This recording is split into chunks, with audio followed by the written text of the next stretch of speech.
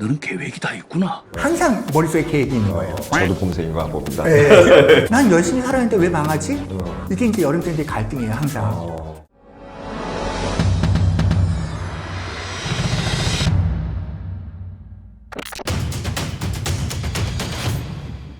안녕하세요. 네, 여러분 안녕하십니까. 본격적으로 이제 명리학의 영화를 예시로 이제 이 얘기를 좀 나눠보는 시간을 갖도록 할 겁니다. 영화 자주 보세요? 엄청 좋아해요. 그럼 영화를 볼 때마다 거기 등장하는 등장인물들의 사주에 대한 것도 이렇게 막 생각하시나요? 엄청 생각하죠. 네. 보시면서 생각하시나요? 네, 저거는 저래. 그러면서. 그러니까 오늘 영화 사실은 봉준호 감독의 기생충이라고 사실 이게 한국 역사뿐만 아니라 세계 역사에서도 사실은 이게 그 기록을 남긴 영화입니다. 이 칸네 영화제, 그다음에 그 아카데미 오스카에서도 상관왕을 수상한 기생충을 우리가 이제 명략적 관점에서 한번 분석을 좀 해보려고 하는데요. 이 영화의 가장 특징 중에 하나는 사실은 한 집안에 세 가족이 이렇게 만나는 구조란 말이죠.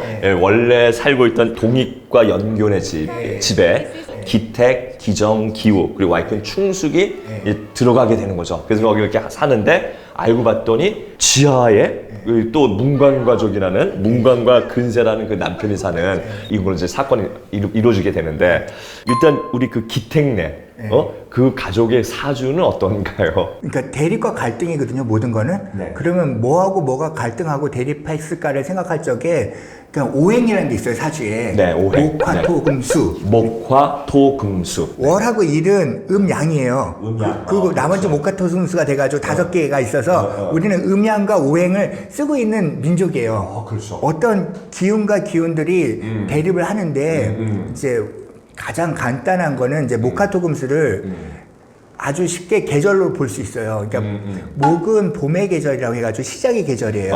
목이 봄의 기운이면 네. 여름은 뭐가 되는 거예요? 화. 그러면 그다음에 가을은? 가을은 숙살지기라고 금의 계절이에요. 금으로 이제 모든 걸 갖다가 다 자르고 죽이고 뭐 해가지고 기득권이 생긴다고요. 그 다음에 가장 좋은 걸 갖다가 겨울에 저장해요. 그러니까 저장을 안 해놓으면 그 다음에 씨를 심을 수도 없잖아요. 그러니까 보존은 겨울의 성질이에요. 토는 전체적인 환경을 얘기하기 때문에 중간에 들어가요. 중간에 들어가고. 그러니까 하나의 계절 돌리려면요. 뭘 돌리려면 중심이 있어야 돼요. 그렇군요. 그렇죠? 토를 중심으로 네. 목화, 금수가 이렇게 돼서 네, 금수가 돌아가는 봄, 거예요. 여름, 가을, 네, 겨울. 그게 오행이에요. 그렇군요. 네. 이제 조금 이제 접근하는 듯해요. 네, 하여튼, 그러니까 이 오행의 개념을 확실히 알아야지 대립 갈등을 알 수 있거든요. 네네. 그러면은 얘네들이 어떤 종류에 속해 있고, 그러니까 봄에 속해 있는지, 가을에 속해 있는지, 겨울에 속해 있는지, 아니면 토 중심을 갖고 있는지. 야, 그럼 이렇게 나오네요. 우리 기택이 아들한테 우리 그 기우한테 그러잖아요. 넌 다 계획이 있구나. 이게 그럼 결국은 기우는 봄의 기운을 갖고 태어났다. 그쵸, 뭐 이렇게. 그러니까 봄이라는 건 간단하게 아침도 돼요. 아침의 기운이고 아침에는 우리는 생각이 있어야 돼요. 그래서 오늘 뭐 하지? 라고 생각하잖아요. 항상 머릿속에 계획이 있는 거예요. 저도 봄새인 거 봅니다. 그러면 뭘 해야지가 머릿속에 항상 그려져요. 그리고 그걸 갖다 해가지고 잘 하려고 하지만 항상 아침에 계획했던 게 저녁 때까지 이루어진 거 별로 없고, 그러니까 사실. 봄에 나 오늘 다이어트 할 거야, 아니면 봄에 나 영어 마스터 할 거야, 이렇게 한 것이 정말 겨울이 돼가지고 마스터 했나? 그러면 거의 안 하잖아요. 안 했죠. 계획대로 되는 게 별로 없죠. 인생도 그런 게 없어요, 별로. 그러니까 사실은 이 이야기는요, 기생충의 얘기는 그 계획에 대한 얘기고 그것이 왜 끝까지 안 됐는지에 대한 얘기예요. 그렇군요. 이 영화의 시작에 사건을 만들게 된 계기는 결국 아들인 기우가 결국은 동익내 가족의 선생이 되는 것으로부터 이제 시작되게 된단 말이에요. 이제 그럴 때 등장하게 되는 게 이제 선물을 받는다고 자기 친구가 수석 덩어리 하나 딱 받잖아요. 그래서 이게 분명히 명리학에서 뭔가 풀어질 것 같아요. 이게 되게 중요한 게 봄은 영원히 봄을 살라는 게 아니에요. 봄은 태어나가지고 우리도 늙고 나이가 들잖아요. 그렇처럼 우리는 변화를 통해서 바뀌어요. 그럼 명리학에서 말하기를 운이라는 걸 얘기해요. 그러니까 원곡이라고 원래 태어난 성격이 하나 있고요. 계속 다가오는 운들이 있어서 그 운에 맞닥뜨려가지고 달라지는 거예요. 원래 있던 원곡에서 이게 변화를 통해서 내가 더 나은 세상을 가는 거죠. 초대받는 거예요, 한마디로. 그러니까 운이라는 건 초대받는 거예요. 그럼 그 운의 시점을 역시 사주팔자를 통해서 알 수 있는. 네, 알 수 있죠. 그때 오는 거죠. 그러니까 지금 많이 사주팔자로 얘기한다면 기우가 저희 친구한테 돌을 받은 거는 금이라는 운이 온 거예요. 금운이 왔어. 너네들도 이제 열매를 가질 수 있거든 하는 운이 온 거예요. 그러니까 얘는 너무 신났지. 맨날 길거리 헤매다가 계획만 있었는데 결실이라는 그 코드가 운에서 들어온 거예요. 그 웬 떡이냐지. 근데 그 떡을 자기가 정말 잘 소화시킬 수 있었으면 굉장히 성공했을 거고 그 떡을 잘 못 먹고 체했으면 죽는 거죠. 조금 풀어주세요. 그러면 아들은 봄의 기운을 갖고 태어났고, 그 아버지는 뭡니까? 왜 일을 했는데 성공도 못하고 뭐 카스테라집 만드는데 망해서 완전 반지하에서 살고 있고. 카스테라를 만든다는 건 계획보다는 복제예요. 열심히 성실하게 일하면 기본적으로 확장되잖아요. 그렇죠. 똑같은 걸 계속 찍어내는 거예요. 열심히.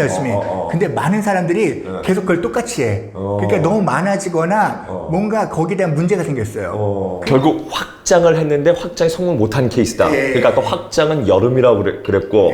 사주에서 화가 많거나 여름생이거나 그 모든 것들이 열심히 하면 다 될 거라고 생각해요. 그들의 특징이에요. 그러니까 계획보다도 남이 잘 됐다면 나는 그들이 잘 됐으니까 10배 열심히 일하면 무조건 성공할 거야 라고 생각하는 여름생들의 특징이 있어요. 근데 난 열심히 살았는데 왜 망하지?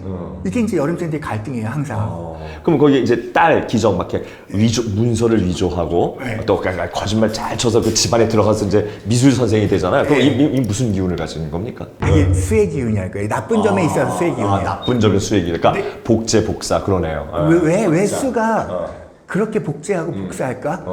아까 저장한다고 그랬잖아요. 뭔가 좋은 걸 갖다가 카피해가지고 저장해 놓는 거예요. 겨울이라는 걸 간단하게 얘기하면 밤이고요.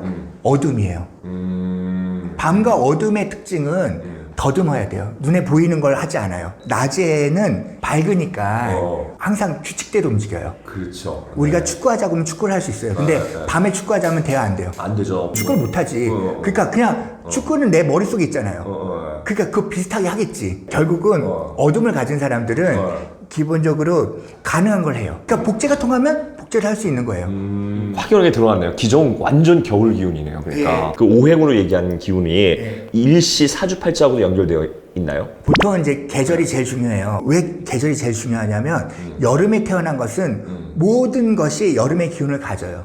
만약 여름에 태어났는데 얘가 겨울의 기운으로 생각을 갖고 있어. 그러면 더운데 옷을 입으려고 할 거 아니에요.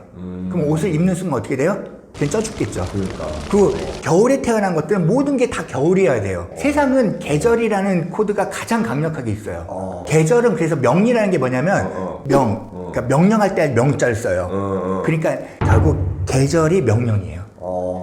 그래서 월지라는 거, 월이 우리를 다 명령해요. 그 계절에 태어난 사람은 그 계절을 벗어날 수가 없어요, 절대로. 그러니까 사주팔자에 결국 월이라는 것이 계절하고 연결되어 있으니까 그 월지가 결국은 이 계절이고 그 오행이 아까 그 기운을 갖고 나오게 된다. 그리고 나머지 글자들은 그 월을 어떻게 쓸 것인가에 대한 각자의 얘기가 또 들어가요. 그러니까 결국은 우리 그 아들 기운은 봄의 기운을 갖고 태어났고 기택은 잘 안 됐긴 했지만 가을의 기운이고 여름이죠. 여름 열심히 확장하니까 성실함으로 모든 걸 해결하려고 그렇죠. 하는 거. 우리 운동 선수를 하다가 결국은 그 가정부로웠던 충숙은 어떤 성격일까요? 좀 거기도 열심히 하니까 여름이겠죠. 기정은 이제 위조와 이런 거 하니까 결국 겨울의 기운이다 이렇게 되는 거네요.